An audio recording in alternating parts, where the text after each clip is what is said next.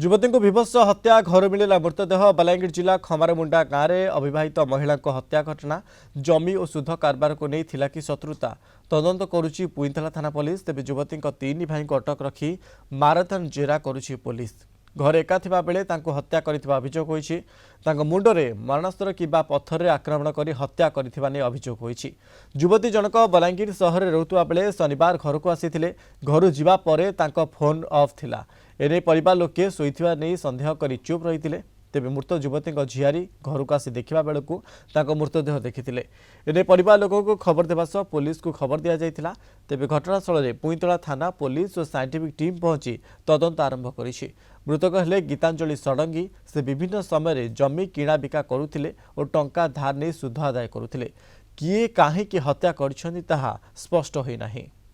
Balangir bureau head Chittaranjan मिश्र आम सहित phone line में जोड़ी होती।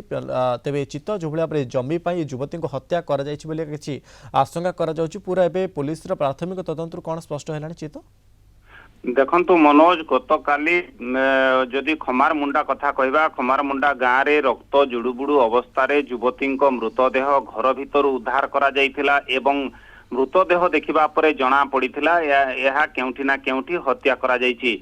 कारण युवतींकर मुंडरे गभीर आघात लागिथिला रक्त जुड़ुबुड़ू अवस्था रे मृतदेहटी पड़िथिला।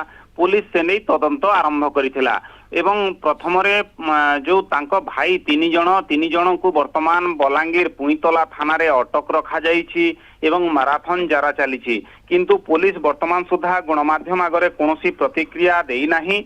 किंतु जदि देखिबा युवती जनक विभिन्न समय रे जमी किणा बिका करी व्यवसाय करुथिले। एहा सहित टंका धार दउथिले सुध आदाय करुथिले।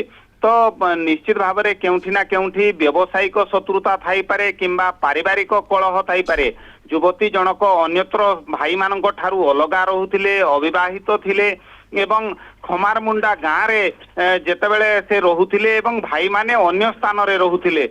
तो जो हत्या तांकर मृत्युर पूर्वरु से बलांगीर आस्तिले तांको भाई घर को भौणी घर को आस्तिले एवं तांको भौणी कहिसंती तांको भौणी घरु किछि चाउल नेकी गाँ को जाइतिले गाँ रे रहितिले। किंतु रातिरु तांको मोबाइल टी स्विच ऑफ थिला।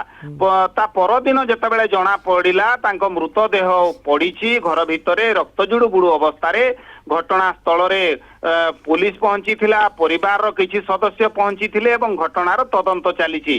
तीन भाई को अटक रखा जाइछि।